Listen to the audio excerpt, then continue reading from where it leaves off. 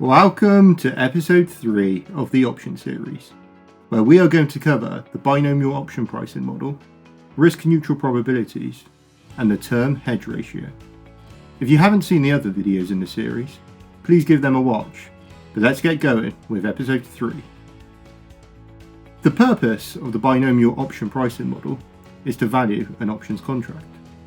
With this model, the theory is that the price of the asset can either go up or down by a selected percentage.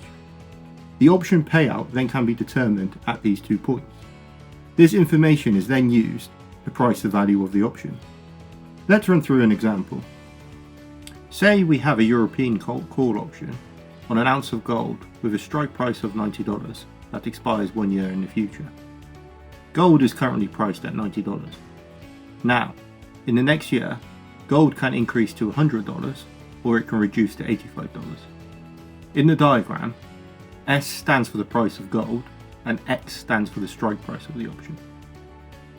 For these price movements, there are also probabilities quantifying the likelihood of these events occurring, standing at 63% and 37% respectively. I'll explain later how these are derived. If we go to expiry in 1 year, we can calculate the payout of the option. If gold goes up, then the current price of gold is $100, but the strike price is $90. Then the payout will be $10.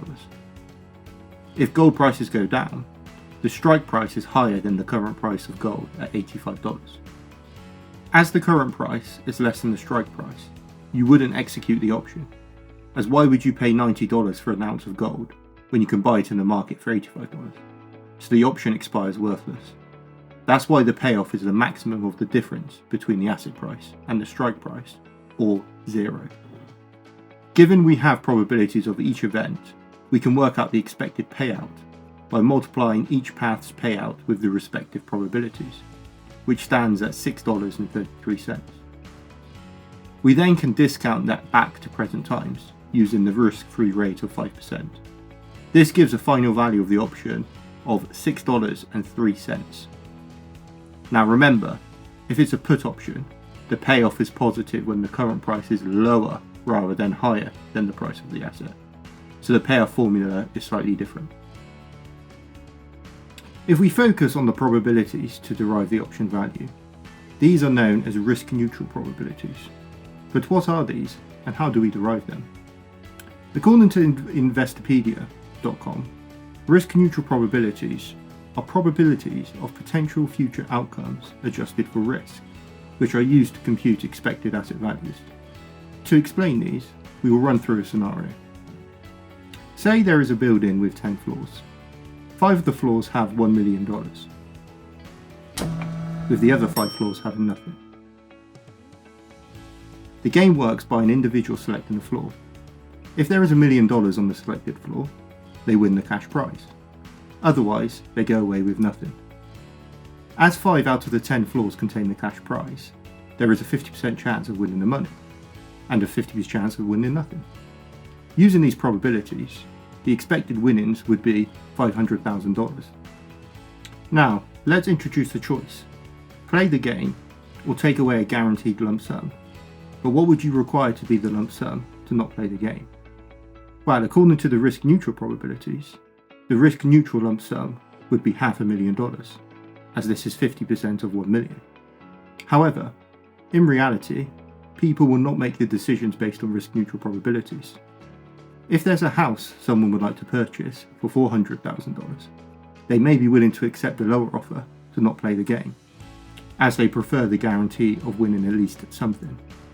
If they accepted this offer, this would imply there is only a 40% chance of winning the cash prize. This same theory can be applied to financial markets, that a buyer of a financial instrument may be willing to pay more or less than the risk neutral price due to personal circumstance. Therefore, the risk neutral probabilities are supposed to represent the value of an asset when you have removed personal risk aversion or risk taken from the calculation. But how do we calculate the risk neutral probabilities in the binomial option pricing model? Let's start with an example where an ounce of gold is currently valued at $90 and it can either increase to $100 or reduce to $85 in the next year. The expected payoff would be calculated as $100 multiplied by the probability of gold going up, plus $85 multiplied by the probability of gold going down in value. The expected payoff should equal the current price multiplied by the risk-free rate, as this would be the equivalent return if you invested $90 at the risk-free rate.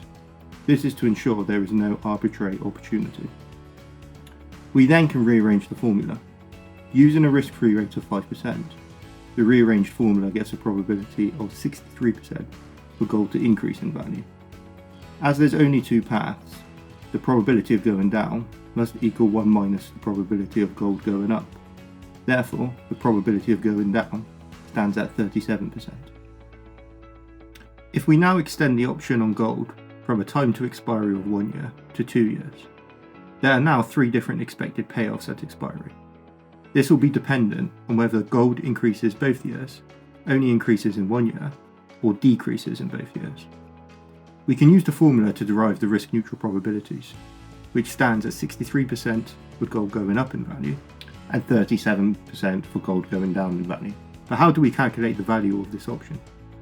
First, we calculate the value after 1 year. Let's assume that gold went up in value during the first year. We can see that the expected value can be derived by using the risk neutral probabilities and the payoffs at expiry in year 2.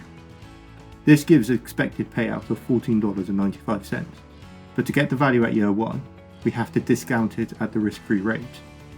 Using the 5% assumed risk-free rate, we get a value of $14.25 at this node. We then repeat this calculation for the other year 1 node, when the value of gold has decreased in the first year. Repeating the calculation gets a value of $2.66. To get the final value of the option at year 0, the same steps are taken, but you would work out the expected payoff using the value of the 2 outcomes in year 1, as the payoff is only at expiry. Using the risk neutral probabilities, the expected value at year 1 and risk-free rate, the value of the option at year 0 is derived to be $9.49. Before we finish, there is something called the hedge ratio that can be useful when valuing options using the binomial pricing model. The hedge ratio represents the amount of the asset you can hold to hedge the risk of an option. It is derived by the following. If you buy H amount of the asset and sell a call option, then under the binomial pricing model, the value of the portfolio after 1 period has one of the following 2 outcomes.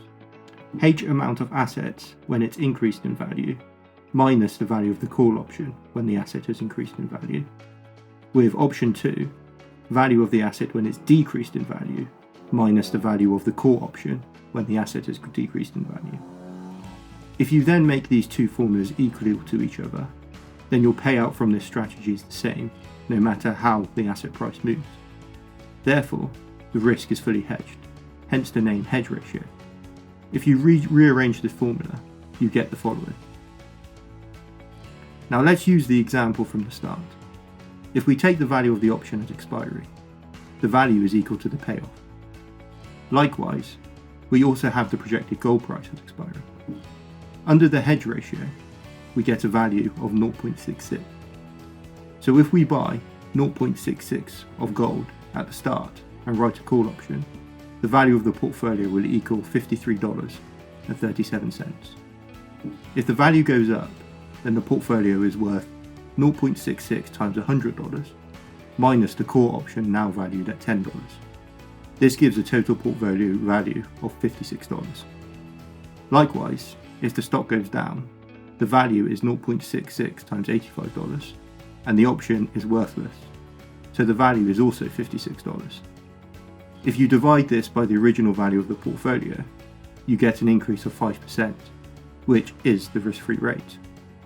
This is expected as a fully hedged portfolio has no risk, so returns would equal the risk-free rate. Thank you for watching this video, and I hope this has brought more knowledge relating to the option pricing model. Please feel free to like, subscribe, and watch the other models in the series. But it's bye for now.